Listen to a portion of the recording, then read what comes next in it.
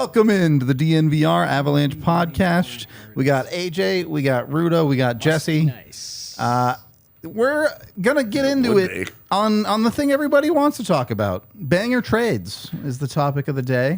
Banger trades. Since we're talking about this, we also want to do a roast my roster sometime in the next week or so before the draft. We say Friday or Monday? I think we said Monday. Yeah, I think Monday is what we Monday settled on. Monday, the best day for it. So get cooking. Get your Avs rosters ready to go. Put DNVR in it. Two people sent me their rosters yesterday. we didn't even. I mentioned it in the Discord. But but I mean, like, we haven't even like publicly done it, and you can go and see on Cap Friendly. The DNVRs are already trickling in. Yeah. So everybody's itching to get to roasting. So it's we wanted to do it before the season. Draft because we're giving you guys free reign. You can take your draft picks. You can make whatever trades you want with the picks. You can do free agency stuff, and then we'll get into your nonsense. But today we're getting into AJ's nonsense. Yeah. He had a fun article, which you go read it, where he came up with 6 blockbusters that the Avs could potentially do in theory. Yeah. Also explained why all of them are silly in the piece, but Yeah. Why they're good and why they're bad. But we wanted to talk about some of those. We wanted to talk about some of the potential bigger theoretical trade options here. And like where we're comfortable and where it starts to get to be like, okay, This is crazy. yeah, we're not moving forward at this point, and you're giving up too many pieces and such. So, All right. Well, let's start here because this is the one that has been talked about for years. Is it finally starting to make sense to trade Sam Girard? I actually don't think so because of the Landeskog stuff. I think it does. Really, like you need it. It's really like without having an answer on Devon Toews. Sure. I'm not in a hurry to do it. Sure. I assume they have Some more info on that? Yeah. some kind of idea of where they are with Toews right now and how he's feeling. And I imagine he's like, we're going to wait at least until free agency this year to see What the market looks like. Yeah. what might happen with extensions. And we were talking about Orlov, Brett Pesce, guys like that. I imagine he will want to wait before any of that stuff. For those things to play out before he gets too excited about making any kind of commitments. But I think this is the first offseason where you can start to say, because Josh Manson's not going to have very much trade value and you're working with a no trade clause, this is the first offseason where I'm really saying, look, we can embrace the Girard conversation. I'm not in a hurry to do it. I'm not trying to do it. That the piece that I wrote, unfortunately, was like, well, we're only trading defensemen for stuff because that's where they have the excess player to do so. But I'm not in a hurry to do it. I don't feel like there's a sense of urgency to do it. I think it's a last minute thing. Like I think that they're going to wait until they absolutely have to do it. As long as possible, yeah. Which means probably next year would be a better Next off season, yeah. yeah. But you could see when you go to do a roast my roster and you run out of money really fast, you'll understand where it's like this extra $5 million would really help address some things. If I could move that for either pieces that I've used in a trade to get a 2C, or I use Girard as the piece to get the 2C. It's you start to see where it just gets tough, and you look at like the second pairing and beyond market and say, is replacing Girard really, really difficult? I mean, I don't think it's easy, but it's not impossible. And I don't think it's. I don't think it's going to be. I don't think it's an impossible task, of course. But you do look at the contract that Damon Severson signed, and you're like, "This is why Girard's contract is so valuable." Yeah, they are the same caliber of player, and Damon Severson's already making $1.5 million more for the next 8 years. Like, so that's my thing with it. I like the way you put it there, AJ. Of like, I think we can. This is the first summer where I'm willing to have the conversation. In the past, it's just been angry people yelling angry things about Sam Girard, and it wasn't. They weren't moving in any way. They weren't moving Sam Girard, you know, and it just wasn't going to happen. The situation they're in now, where you have a hole that you're needing to fill the 2C role. I get why we can maybe have this conversation, but it's what you just mentioned there at the end, AJ, is why I just don't think the Avs are going to do it. You got a player that's $5 million until 2027 that you feel, and I think we all feel fairly confident, regardless of what Avs fans want to think. He's bona fide, hard stop, top 4 defenseman in the NHL. He's a second pairing guy. Yep. You could really comfortably. He's a second pairing guy. He eats minutes. He plays a lot. His durability has never really been a major problem. Yep. He fits into your system well. Yeah. He fits into your age, your age window well. He does a lot of the things that you like. Does he have deficiencies in his own end? Yes, of course. Yeah. No one's going to argue that. And the $5 million, though, gets more valuable every year. Exactly, AJ. Exactly. And that's where it's like, look, you've had the first 4 years or the first 3 years of this deal. There are 4 more years to it where it's going to get increasingly valuable as long as the caliber of player stays the same. Which, again, you don't have any reason to think that it wouldn't. He's still young enough. He had a bad start to last year. He was bad through January. Finished with the career high in points. And then was very good in the second half. And everybody's whole thing is he can't play in the playoffs. He was very good against Seattle. He was one of their most consistent players, I thought, for those 7 games. That's what I called him. Consistent, and in parentheses, I said, not best. I was going to say, I'm not... most consistent. I'm going to stop short of saying he was their best defenseman for those 7 games, but I thought you got the same thing out of him more often than you did. And it was good. He had a good series against the Kraken. I agree. A heavy forechecking team like that is the one where you get a little bit nervous with him, where you're like, we want to see it. Because the last time that we really saw it was Vegas, and it didn't go very well. And, just skipping over that Nashville series entirely because it was such a mismatch. But he was very good in that series. And I think coming off of the way he finished the year, plus his playoffs, the appetite for moving him should not be... It should not be an aggressive stance. Yeah, and that's where I think the Avs are at. It's why I keep circling back to, if you're going to move on from a defenseman, unfortunately, it probably makes more sense that it's Devon Toews, because with all of the talk that people, again, the irony about the way that people talk about Sam Girard and the contract and the Avs need the money, the irony about that conversation is, to your point, AJ, with every passing year, that contract is a better and better deal, and it's a fixed cost until 2027. You know what it is. It's not going anywhere. You have cost certainty for 4 years. You have cost certainty. You can account for that. Goodness. I think the Avs really like him internally. I think what he does on the ice for them, the positive outweighs the negative. Agreed. And I just struggle to see them moving on from a guy like that, especially this summer, where you really don't have a big cap problem this 1 year. You don't really have a tight to the cap issue, given the Gabe Landeskog stuff. So if they did it for and I'm purely pulling a name out of a hat here, like a William Nylander type, that caliber of player. Totally. Okay, sure. But I don't like... It's hard, right? Because you're solving a hole in your team by making another hole. Right, and that's why I really do think, and maybe this is going to sound silly, but I think replacing Devon Toews is easier because it's Bowen Byram, and then you put Manson with Girard, and then you go out and find a third pairing guy, and it's a different conversation. The hard part is that Byram isn't there yet. I agree. And that's where it's tough, is that you're breaking up one of the 5 best defensive pairings in the NHL in Devon Toews. And I'd say the best for the last 2 years. Last year was you're talking about a guy that you're talking about a defenseman who defensively has been wonderful.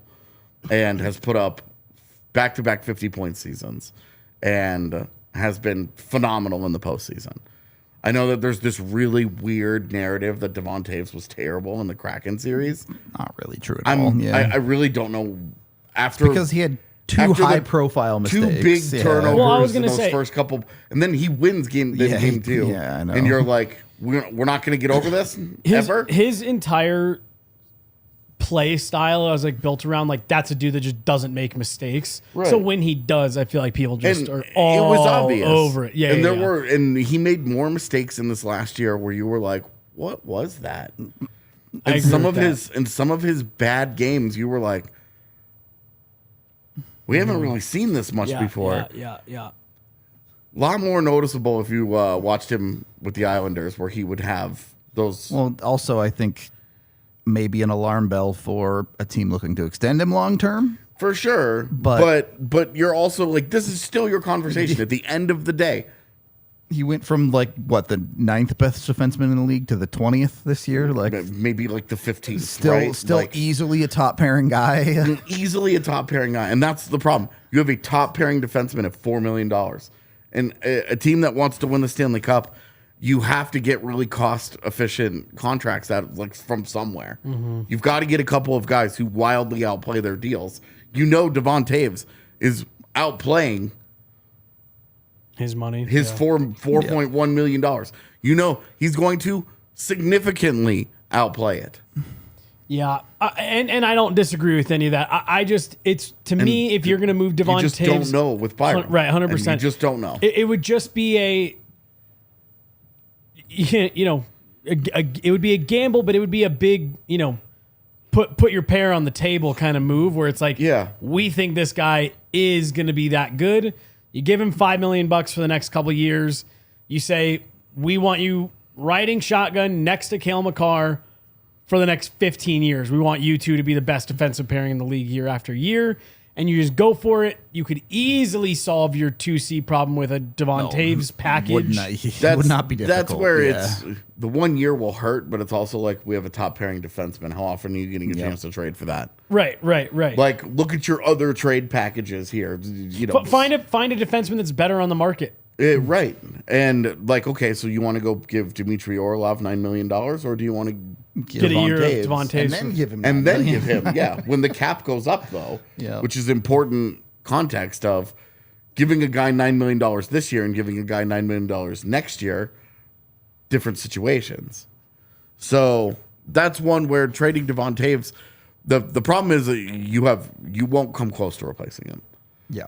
With Girard, you might be able to get there with maybe a Klingberg or a Matt Dumba, somebody like that. You like maybe some of the role, right? Maybe you can get some of that stuff out of him.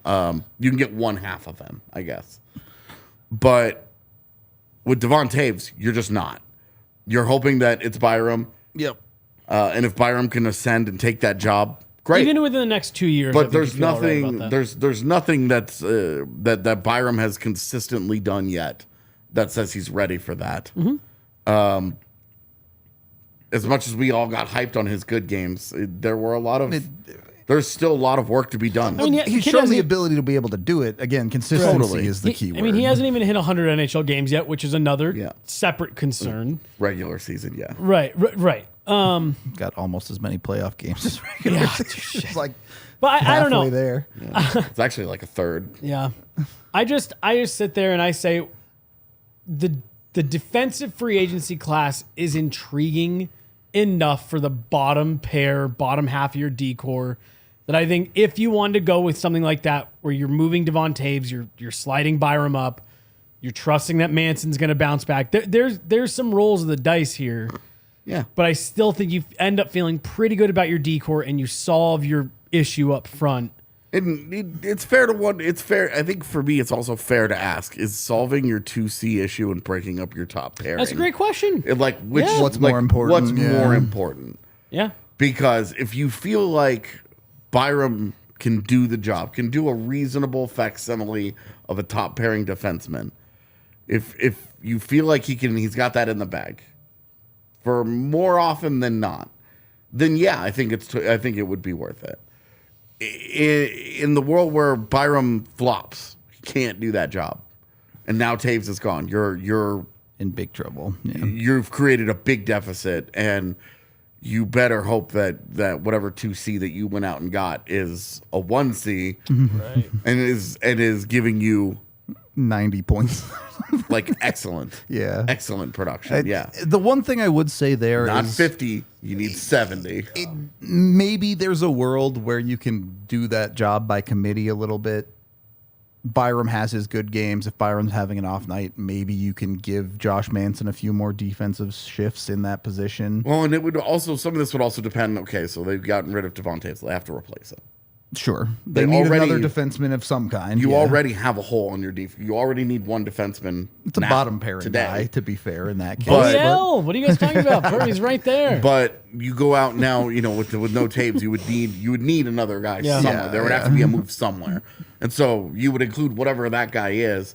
You're saying we need a top 4 guy now, not just a bottom pairing guy. Fair. We'll include him in that rotation next to Makar. Honestly, if you told me the Avs traded Devon Toews for a 2C, brought back Erik Johnson, and brought in OEL, I'd be pretty giddy to see how it all played out. I'm not saying I would guarantee that it would go well. No interest in a bottom pairing of Erik Johnson and OEL. Well, I mean, I'm not saying you could have Manson, Johnson. You could put OEL up. You could have Manson with OEL. Girard all of a with sudden, EJ. your bottom 3 defensemen, none of them can skate. Who's the third one? Manson, who skates fine. I was going to say, I think he's a fine skater. Compared to the top guys. Can't skate. Point being, you can get a lot more creative at the bottom half of your defensive lineup. I think it would look good if you read those names on paper, but as to who those guys are today as players, 100%. I'm super nervous. Well, that's why I'm saying, I would just love to see how it plays out. It'd be a wild ride. I don't know if it would go well, but I would love to see how it plays out. And then you do have the thing that everyone talks themselves into. Well, maybe we'll get a good year out of OEL. Maybe he fits into the system. You can recapture some of that magic, and you have and again, that is not me saying that's how it's going to play out. It's not me lobbying for that. But if you told me that was day one, their configuration, I would say, all right. Stylistically, I just don't think OEL makes a ton of sense, because if you're looking for a guy that's going to take some rotational shifts next to Makar, you're basically looking at that guy and saying, hey, just don't screw up defensively. Makar will take care of everything. Just don't get caught. Wait, were you saying that OEL can't skate? Yeah, his skating. Certainly last year, his skating was bad. That foot injury carried over into the year. He broke his foot, right? Yeah. And maybe it's fixed over the offseason and he's fine. But I mean, here's the thing I always... What? Please fix it. Yeah. Whatever team... That, I think the medicals is going to be a big part of how aggressive good teams are. And it's always one of those things that's worrisome and telling. Like, the Vancouver Canucks are taking a pretty big bath on that contract to get out of it. And it's like, ooh, what do you guys know that the rest of us don't? What is it that you guys know that the rest of us don't know that you're saying... They tried to make him a second pairing defender last year, and he completely fell apart. Yeah. I don't know. So, to put a bow on it for me, for the D conversation, I like the question one of you asked of, does creating that hole really make your team any better? If is your hole just in a different spot? If you're plugging a different hole with the cork you had in that one, does it really make a difference? More valuable. Yeah. Right. And if you are going to move anybody from your back end, it has to be an impact player that you feel very good about. Changes the shape of your team for sure. Yeah, I mean, with Sam Girard, you're talking about you could have a conversation about the Kevin Hayes of the world. I wouldn't for Kevin Hayes specifically, but I hear what you're saying. I'm talking about that caliber of player.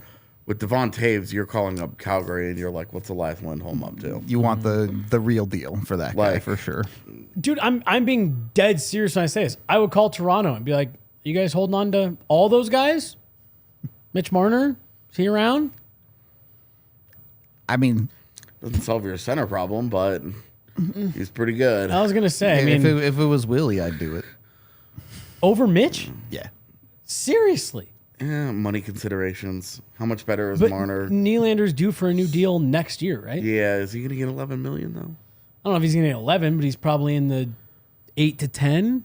So when Marner needs a new deal in another year after that? Is it? I thought he still had 3 or 4. I don't think I'll he's look. got that. I'll look. Because if it is just 1 year removed, I think it's just gonna be the money is tough for me with Marner. I guess for me, I'm more of saying like that's the caliber of player I'm hunting for if I'm putting Devon Toews out on the market. I'm with you on that. Calling a team that says Devon Toews changes the shape of your D and you have a valuable asset up front. I'm excited. I hope we see a couple more deals just in the NHL this year, like the Matthew Tkachuk. Some pop off. Yeah. Where it's just like, hey, you got to shake things up. We got to shake things up. Neither of us want to, admit defeat, wave the white flag. Let's just swap some of this shit and see how it goes. Yeah. So how about Devon Toews for Elias Lindholm and Mackenzie Weegar? Yeah. Yeah, I would do that. I don't like the Mackenzie Weegar, the fact that he's had 7 years on that deal. And I don't mind it. I think you get that guy away from Daryl Sutter, and he's a baller. I think you put him in Colorado, and you get the guy that you had in Florida, where you're like, this dude's nasty. Do you need to put anything else with that, or just Toews? You'd probably have to. You're getting a defenseman and a center. I mean, I don't give think him this year's first. I don't think the Devon Toews Do it. alone I'm in. gets that, but. Bro. I would give him this year's first, and Devon. I don't know that there's a whole lot else that they could ask for that I would say no to. That's realistic. Like they're not going to be. They're so like defense is like an area where they're pretty full. Devon Toews the first and the rights to Sampo Ranta. Done. Yeah. Any non-roster player, except for maybe like Anneman. AJ, you were right. It is only one additional year for Mitch Marner, and he's already at 11. Yeah, that's tough. That's tough. Because he's not going to take less than 11. Yeah. No. He's at 10-9. So he's not going. Yeah, he's not going any less than that. So I'm also hard here for 1 year of Austin Matthews. Throw the farm. Throw the farm. Run, if you're gonna run McKinnon and Matthews down the middle. People are talking about like PLD and Mark Scheifele and shit, and it's like if you're going to do that, dude, Devon Toews, whatever else you need to get to. Yeah, you might as well step it up to the next tier. You might as well go for the Austin Matthews. Where you're like, make the call at least. Yeah, like screw this, dude. Like, come on. Well, if you're looking to get to the next tier of sunglasses, Shady Rays has you covered. You can get yours at shadyrays.com today. When you use code DNVR, you get 50% off your order if you order 2 pairs or more. It's basically buy one, get one free. They've got tons of different styles and polarizations, so go to their website, and check them out. You can get over there, even get ski and snowboard goggles. So they got something for everybody. When you do get over there, once you get a pair, they'll take care of you. First 30 days, whether you break them, you lose them, or you just don't like them, just give them a call, let them know. They'll replace them for completely free. So they just want you to get a pair of sunglasses that you like. Go check them out again at shadyrays.com with the DNVR code, or they have a brick and mortar in the Park Meadows Mall. And then enjoy the sunshine while you can. I think it's supposed to rain again on like Thursday or something. Yeah, but it's supposed to be brief. That's it. Yeah, so there you go. So let it rain a little bit, then go out to the patio on Illegal Pete's, enjoy yourself a burrito. Back to 90. Beautiful Colorado weather where you can enjoy it. Is today the 20th? Tomorrow the longest day of the year? Yep. There you go. So it's also the official start of summer tomorrow. That is the longest how day that of the works. year. Yep. Yeah. So jump on it. Get yourself some Illegal Pete's for summer. Have a good burrito. Have some great margaritas. The longest happy hour in town from 3 to 8 p.m. It was a really long happy hour. That's 5 hours, in fact, not 1. So, I mean, I'll take 5 hours of happiness. Oh, totally. Every day of the week. Go check out Illegal Pete's. Get your burritos. Second period of the DNVR Avalanche podcast. All right, cool. Briefly, because I think there's a whole lot less value here in Colorado's actual roster. Are there any forwards you'd be looking to move out if you're Colorado?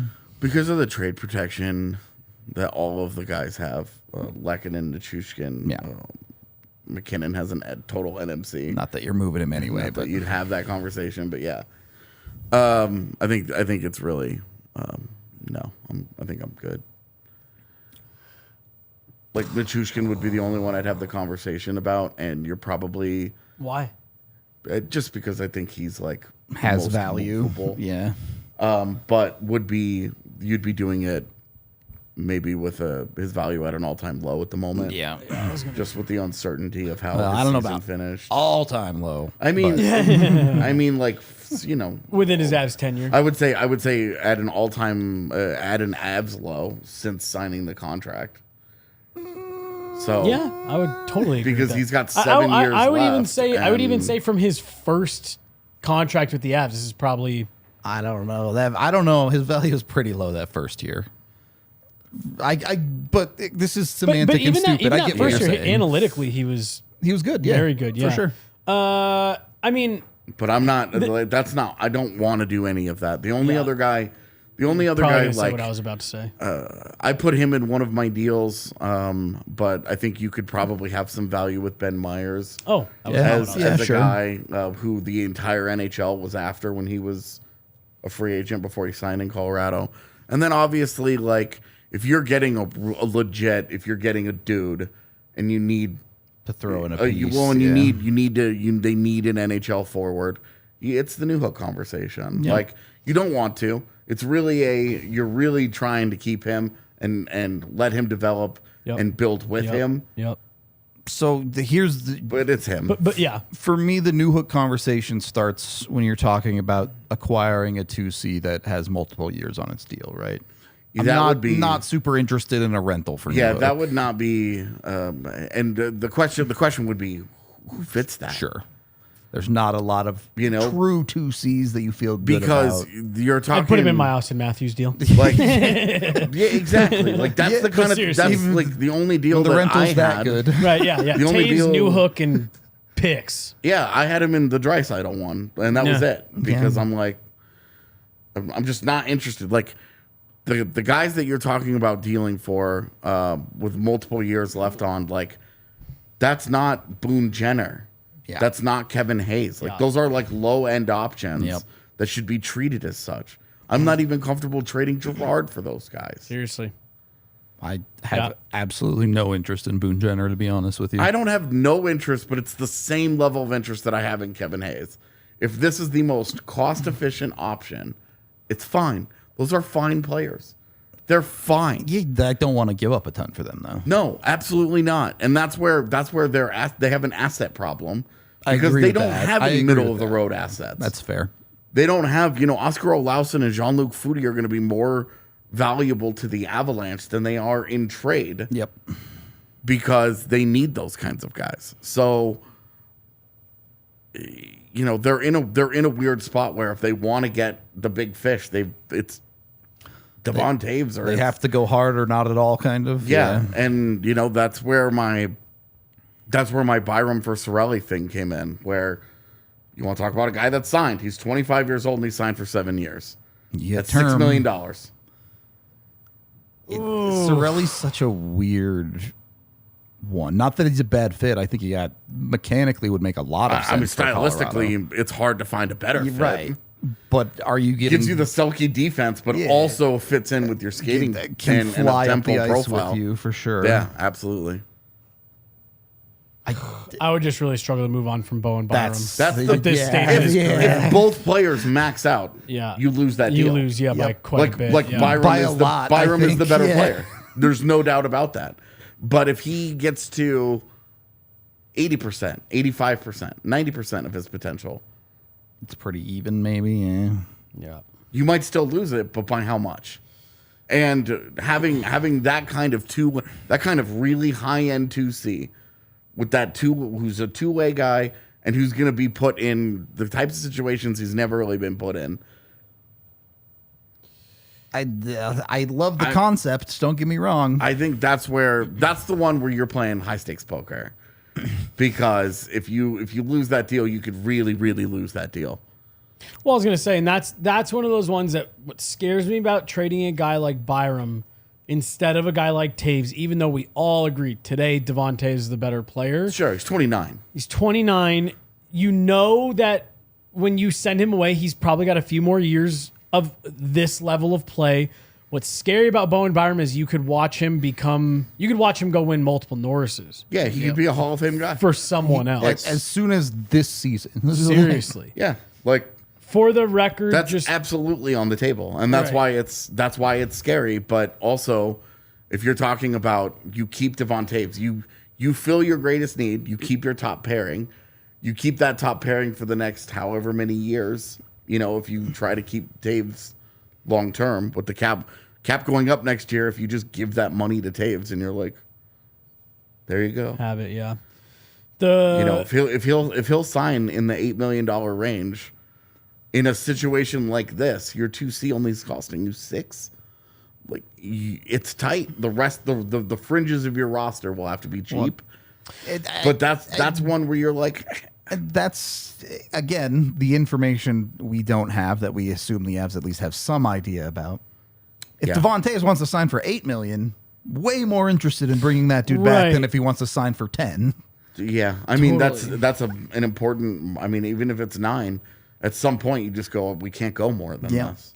Which the Avs have shown in the past. They will set their hard line. Yeah. No problem doing that. I'm curious what that looks like, that hard line looks like with a guy as important as Devon Toews. That'll be an interesting. Yeah. Because they said, with McKinnon, they were like, we're not giving you 13. Yeah. The comment that just flashed across that the Avs are favored to win the Cup next year even without a 2C. While that is true right now, they will do 2 or 3 more iterations of those lines. The lines. That also includes every other team has not made its move. Well, I was going to say, and what except for Columbus, maybe. People don't still fully understand about Vegas and the lines that are set. Those dudes have information. They all of those. There's like a formula to all of that. That is probably under the assumption the Avs will make some moves to fill the needs that they have and blah, blah, blah. If the Avs come out of free agency and haven't addressed that issue, even if they just decide to re-sign their own guys and stand pat, Vegas makes some moves, or Tampa makes some moves, or the Rangers make some moves, Boston, you could easily see those shift and the Avs slide down. So I think it's also grain of salt. Worth noting, you're talking about that algorithm. This is a team that won the Central Division without a 2C last year and was decimated by injuries. Yeah, you're not wrong. So it's not like the Avs are suddenly bad this offseason. Yeah, right. Where, like, I've got people who responded to me yesterday and were like, "Oh, not sold on our GM yet because I just don't like." He's been a GM for 1 year. He navigated the 450 man games lost in the team he built. Won the Central Division. Well, can we please, for all that is fucking holy in the world, can we please have a proper sense of perspective here? It's just gotten a little out of control. My thing with it was we kept laughing about it last year because it's like, do you guys think that this was just some guy that they hired off the street? He's been working here for he's been an integral part of the Avs front office for several years now. His arrival had a transformative effect on how they did business. Joe Sakic last year now here's one big thing that I will absolutely give CMac out of the gate. He has to have done more availability than any Avs GM has ever done in a year. Oh, there's no doubt about that, man. Well, I mean, he's at least open to having a conversation. I think we did 4. I think we did 4 with him last year. 2. And it's usually before the season and after trade deadline. And that's it. I will say he did one 48 hours before the trade deadline. And when he walked out, we were all like, you could have just not had it. He spent 20 minutes but saying you haven't nothing. Done anything. Right. And so, one of them we all kind of laughed at, but so he did that. But Joe Sakic, the couple times we would hear from him, even the year before the Stanley Cup year, I can't think of a press conference where he didn't mention Chris McFarland by name. No. Me and Chris, me and CMac. Even the players would say, Joe and CMac, Bednar talks about it. He's been very, very, very involved in this front office for multiple years. And the idea that, Joe Sakic just isn't anymore? Well, I was going to say, and that's the other thing, too, is I'm pretty sure they gave him the promotion and he just went home and his cash and check. He's give me a break. President of Hockey Ops. If anything, you could even, and I'm not going to pretend like I know the intricacies of how it works. If you told me that Joe Sakic has the final stamp of approval, still, it wouldn't surprise me. I love this theory that there's just some empty rink somewhere. Joe is sniping wristers by himself, gets a phone call, at center ice, picks it up and just says, do it. Yeah. No. Yes. No. But again, I'm not saying that's the case, but point being, Joe Sakic's still heavily involved. in the same way that Chris McFarland was heavily involved for years leading up to this. And it's the same front office. Same front office. Like, guys, like, it's the same group of people that has made killer move after killer move. CMac literally told us this year, I believe it was right before the playoffs started, that he felt the biggest difference between his role from last 2 seasons ago to this past season was now they call my phone instead of Joe's phone. Yeah. Like, his point was, we're all still in the room. It's a speakerphone type of conversation in a lot of instances. They're sitting on a conference call. They're all, it's the same people having the same conversation. And so that was just the, I don't fully remember how we got down this road, but it was funny to watch that play out this year.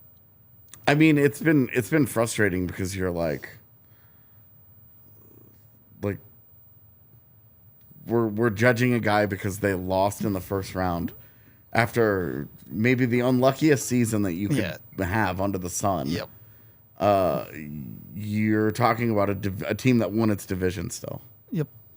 Not only that, the injuries continued through the playoff round. I try really hard not to read the comments because a lot of the time it's stuff like this. There's a comment that is essentially saying that Joe Sagan and Chris McFarland have not been a good tandem up until 2 years ago. He specifies the deadline, and like fair. the deadline has been their deadline. biggest bugaboo, other than the 1 year, and that's the year they win the cup. Yep. But otherwise, their deadline moves haven't been very good. But I also wouldn't say they've been bad. But it's like, so what? Right. They have won 3 divisions in a row. They might have been 4 had they not stopped the season early. Under Like, the Well, and then the only thing I was going to say was just right. like, Go Jesus, dude. Go back to as soon as Patrick Waugh left. Yeah. Even though the results in that first season were terrible, almost every move that this regime has made has been a net positive for the Avalanche since Patrick Waugh's departure. Almost every move. The only deadline that I think was actively bad from them was the shortened season when they got Nemeth and Soderberg, and both of those blew up in their face. The rest of them, they also didn't spend much. It was Ryder Ralston in a 5th round. Right. I was going to say they basically just brought in 2 guys, and they free. didn't spend much. And the rest of their deadlines, again, post Patrick Waugh, I think there are arguments that at times they maybe didn't do enough. But I don't think that they've had like disaster deadlines. Yeah, I mean it's been like Derek Brassard for a third. It's like such a you didn't give up a lot and you got nothing out of it. Lars Eller for a second, you overpay, you don't get enough out of it.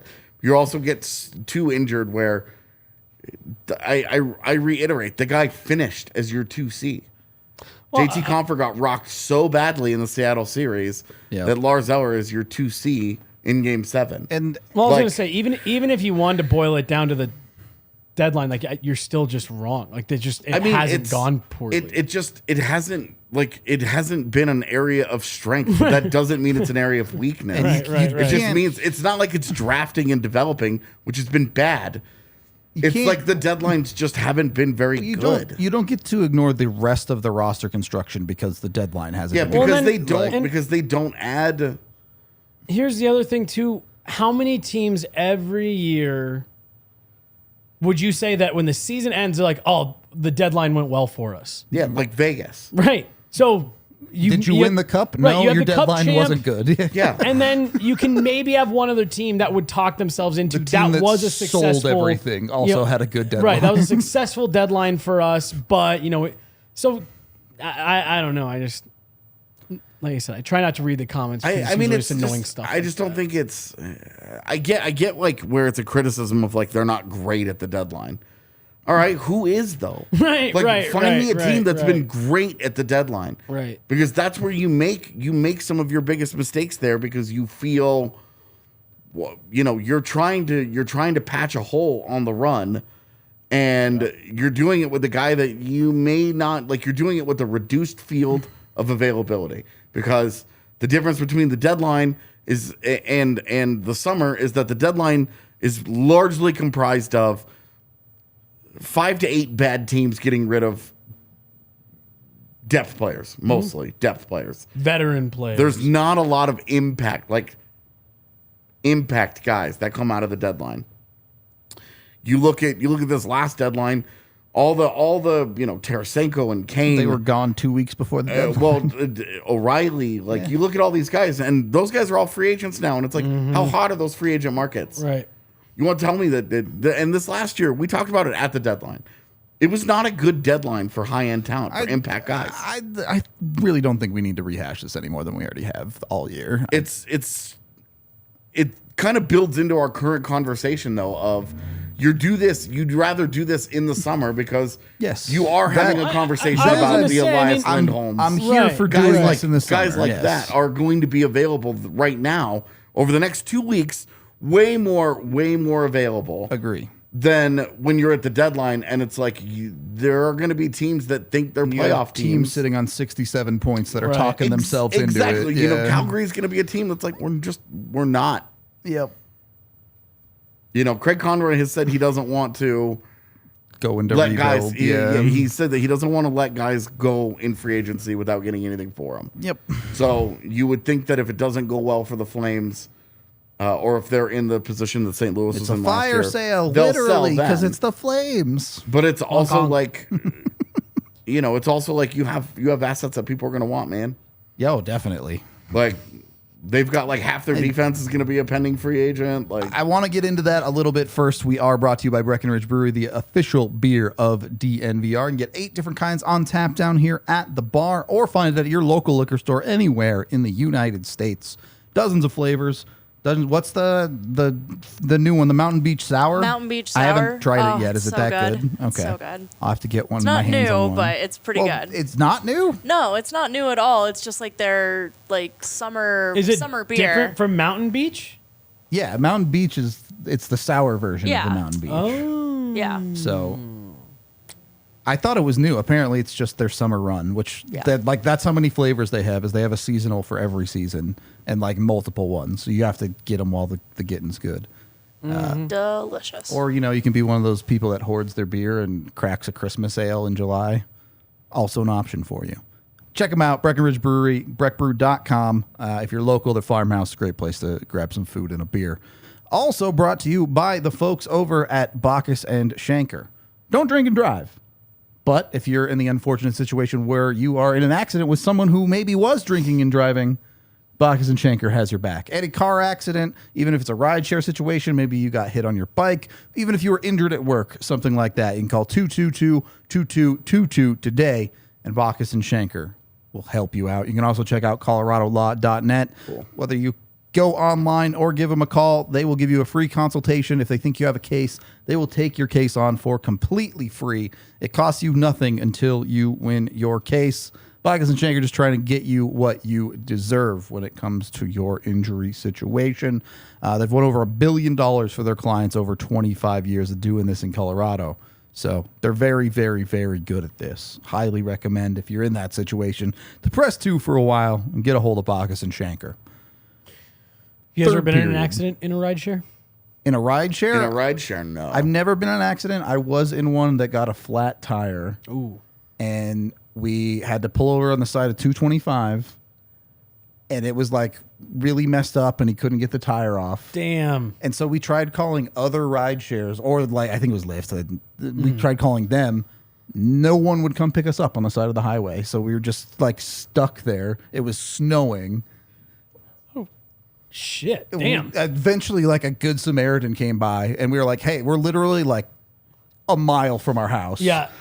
So the one time I was in a I don't remember what Uber or Lyft. They got rear-ended, but we were seriously. It was like less than a mile to my house. We were actually getting off the highway and waiting to like turn right, like a continuous right. We had to yield, and the car behind us just didn't.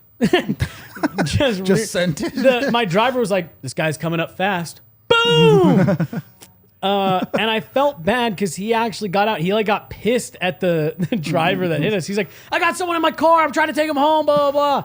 So he made them follow us to my house. He's like, "I gotta complete this ride, and you gotta go with us." That's amazing. So he made the person, because both cars were drivable. Just some just a cosmetic fender damage. bender. Yeah. So they drove to my house, then sat outside of my house and finished the rest of the dispute. Me and my roommate just sat in the window. That's awesome. That's kind of crazy. It was hilarious. So shout out to that rideshare driver. 5 stars. Gave him a tip. Nice tip. Oh, yeah, absolutely. Getting 5 stars. Comments. Forced person to follow us to my house so he could drop me off. The first ever 5-star review to get someone fired. Right there. Yeah. No comments. You've kind of alluded to it just now. We've talked mercurially about guys like maybe you go huge with the Matthews, a Draisaitl. Maybe it's more like an Elias Lindholm, Kevin Hayes. How do you feel about that? Realistic targets for Colorado if they're diving into the trade market. Give me 3. Whoa, shit. In the trade market. All right. Here's one name that I just find interesting, and I don't even know if he's available. Clayton Keller? It's not a center. I don't know. Oh, does this have to be center? I didn't say it had to be centers, but I think he's an interesting trade name. I mean, it's him and Schmaltz out of Arizona are the two, right? And that's the part of the Schmaltz problem too, is that he's played center, but he's spent really a center. Yeah, he spent last year on right wing, and you're going to move him back to center, obviously. But I think if you are, if you're going after a high end forward, and the best deal is for a guy, the most impactful player is not a center, I'm fine with that. I saw enough out of Mikko last year. I think he can do enough heavy lifting there. Hope to see him a little bit more out of Newhook. You can maybe patchwork that. If you can get a high end, I'll use the word elite, but that really is kind of, if you can get an elite player for your top 6, I don't need it to be a center, me personally. I do, because you just don't win with you don't win with wings. You just don't. You're not wrong. That being making the position of one of those positions of strength in your team a position that historically doesn't bring you. It's not like you don't have a center, though. Yeah, right. But I'm saying center depth is one of the most common threads, and you look at what happened with Vegas just now. Yeah, winning the cup. I mean, what's the difference between the Vegas team that wins their Stanley Cup and all their failed versions? Jack Eichel. It's their center depth was better. It's him and Stevenson. Yeah. So, and William Karlsson, you have to have them. Yeah. You have to, and that's why I'm just not doing it for 1 year. But again, Mikko was fine in the middle last year. So he's fine. The one thing I would say is it's a lot easier to solve your wing spot in free agency this year than it will be to solve the center spot, because the center spot is kind of like O'Reilly or nothing. It's O'Reilly, and if you really, really, really, really believe in Ivan Barbashev, I don't. And you're putting him in the middle. Yeah. And I'm telling you, I'm not doing that. Whoever's going to give Ivan Barbashev money should probably do it and have him as a wing. Sure. I think he's one of free agency's biggest landmines this year. He makes me nervous for a million reasons. I think he's good, though. I don't think he's going to be as good as he'll get paid for. We'll see. I'm just not overly sold on him as an impact player, to be honest with you. If he's like your 8th best forward, cool. If he's your 6th best forward, cool. If he's your 4th best forward, you're in trouble. My thing with if it's a high end wing, I'm fine with that. I don't disagree with you. I think you would need to feel good about what you're doing depth center wise, 3rd and 4th lines, because if you're running at whatever point in the season, however you want to split it up, if you're running Nate and Mikko down the middle in your top 6, and then I'm not even going to venture a guess on the bottom 6 because that could be 5 new dudes down there, and so I'm not even going to Newhook and Myers are right there. Sure. I would probably want someone who's a little bit more seasoned than bring back Eller, problem solved. Something like that. in that range. And Eller. That's your 3-4. I'd be open to it. Yeah, mine too. Go get O'Reilly, Taves, and Eller. Done. I'm fine with that. I would feel fine about that because I don't disagree with you at all. If you look back at, I'll even split the 2 Tampa teams into 2 separate teams. The last 4 Cup winners have all been real strong down the middle. Yep. So I don't disagree with you at all. Last 4. Who was St. Louis? Yeah. Find me one that's not, man. You have to be good down the middle. That Carolina team in 06 wasn't amazing down the middle. I was going to. So we got one in maybe the ultimate fluke year where the game got played wildly differently. Here's a trade market name. Evgeny Kuznetsov. Yeah, I'm hard out on that. He's horrific defensively. Sure. Yeah. And he's given making what over the 7. Avs want to fit it 2 Well, more years. I was going to say, if you're going to bring in a guy, try to get him to play to your system. I'm just saying, there's another name that's going to be out there available. That would be plays center. He was a second line center on a recent Stanley Cup champ. Yeah, when he was good, yeah. Sure. His game has fallen off. Yeah, I know. Hard. And that's I think you're okay. I know his ultimate production last year ended up okay. But he is a big no for me. What's his deal? He's got 2 more years. What's this guy's deal? He's got 2 more years at 7 something. Anna would find that funny. Do you maybe get away with it if you staple Val on one side of him and just help him with the defensive side?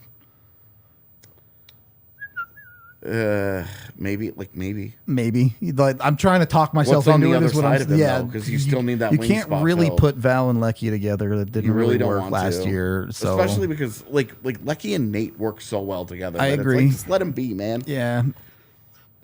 7-8 for 2 more years. Yeah, they would have That's to eat some of that, and that's hard.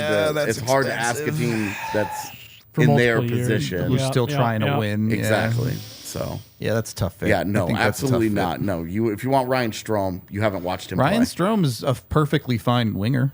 Ryan Strome can't skate. You want to talk about if you get Ryan Strome, you might as well just go get Paul Stastny. You're putting an absolute anchor in the middle of your I actually think ice. Paul Stastny as 4C would be fun. I've definitely seen Paul Stastny in our chat before. So. I'm just saying, Ryan Strome can't skate. The guy is the biggest misfit out He there. does- he- Either of the Strome brothers. He makes 0 sense in Colorado. Yeah, right, in Colorado specifically. Ryan Strome's a passable You player, mentioned it as kind of like a throwaway. I think it was maybe even on your final thought last week on one of the shows. I'm really intrigued, and obviously they'd have to by the 2 of the kids in Anaheim, Terry or Zegras. If you're talking about moving, if Zegras guys was legitimately on the table, I might do some irresponsible things. I mean, if you're talking about moving a guy like Devon Toews, did you see that too? The light flash? Yeah, I saw it just out of the corner of my Yeah, eye. I and I barely didn't want saw to it as acknowledge it well. until your head snapped. Aliens in the bar for sure. That was really fucking weird. I don't know what that. RNH is one that I thought about with Devon Toews, where I think the value is too good because it's only $5 million. Yeah. And it would be really hard for him to age out of being a decent contributor in that contract. He ends as a 3C, but exactly, it's fine. but yeah. by the next 7 years, that's what 3Cs will be paid. Yeah, I look. I'm an RNH fan. So Yeah, I would have no issues. But if you're Edmonton, you're probably not taking. Yeah, talk 1 about a year team. of Devon We're talking Toews, about a team that Guys, and they have absolutely- Evan Bouchard. What are you talking about? They need contract value, and RNH is their best contract value outside of their top 2 guys. Certainly outside fine. We'll of settle for Draisaitl. Draisaitl instead then. So, and that's where it's I would love the RNH idea. I just don't think that. Well, I the agree with hilarious part of it is, we've mentioned Toronto in this conversation. We've mentioned now Edmonton. Are there 2 teams that could benefit more from adding a guy like Devon Toews? Yeah, I mean, I think the other team on that list that I would say absolutely could use Devon Toews is Buffalo. Yeah. Because they are drowning in quality forward prospects that you could talk yourself into. And that dude would tie together. I mean, Owen Power, Matthias Samuelsson, and Rasmus Dahlin is their top 4 right now. They need another one. They're going to be in the market for him. They've got all the guys in the world that they could trade for. I mean, I would even consider Byram for multiple of their forwards. You know, in my piece, I had a Middlestat deal. I don't love Casey Middlestat, but a guy ends up with... I really don't have a ton of interest in He ends up with a 59-point season. He's 24 years old. He was playing predominantly on their third line. Yeah. See, I would be fine moving Byram in a deal like that with where you're talking about, where I saw the name Peyton Krebs flash across earlier. If you were talking about guys in that range of their development, their production, their where they're at in their careers, that I would do a Byram deal for, because both teams are rolling the dice of, gosh, I hope this guy doesn't terrorize us for the next 15 years. The one that, and I think we've had the discussion even on the pod, that I think about often is that report last year that a, quote, usually very smart team passed on Tage Thompson for a fifth like 2 summers ago. I think about that a lot. I'm like, God, I hope that wasn't the Avs. Because could you imagine adding Tage? I would bet money it's Carolina. Think so? Yeah. Yeah. Good. Okay. Because that solves a lot of problems. The Buffalo trade just gets so complicated, right? Because then you're like talking about multiple pieces, like it'd be a Middlestat plus, or maybe you want Peyton Krebs as like another younger guy that can maybe play C for you. Yeah. That would be correct. Not that I wouldn't like that. I just think it'd be I would really take hard. one of the wings. Yeah, like if they wanted to give, if they wanted to give if they wanted to give Peterka, or I don't really want to, because I'm worried about the size with Savoie and his fit in Colorado, but Kulich would be the other one that I would be open to. I think Savoie would actually be super fun, but I understand why you would be anxious about it in Colorado specifically. It would be because if Landy comes back, your forward, your wings are all set in your top 6. You don't have a spot for Savoie. Yeah, that would be my, like, I don't want that guy languishing on my third line. He's a bad fit there. I agree with that, but you could make room for him depending on how well he played when he showed up. But it's this is the problem with Buffalo, is like it feels super complicated to sort out what the pieces actually end up being. And how they value each of them. Yep. Anyway, we are running a little bit long here, so we do have to wrap this up. There's a ton of options out there for Colorado, I think, is the point you want to come away with from this podcast.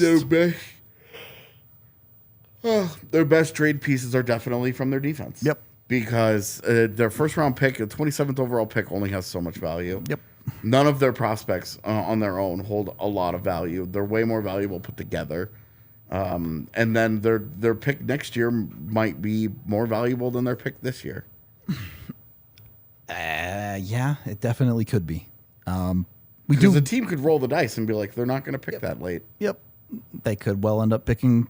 I'd be shocked if they picked any higher than 20th next year or something. But even if they got 22 out of it. Sure.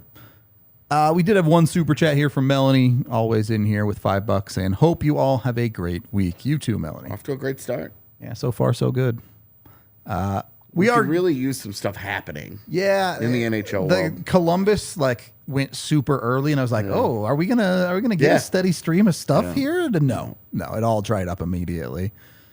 We are gonna get out of here for today, though. We do have some more stuff coming your way, be it draft, free agency, trades, or otherwise. Like we said earlier, get your rosters in. Go to Cap Friendly, put DNVR in the title of their Armchair GM tool. Do whatever you want with Colorado, and we'll look at some of your rosters probably next Monday. Other than that, we are out of here, and we will talk to you in the next one.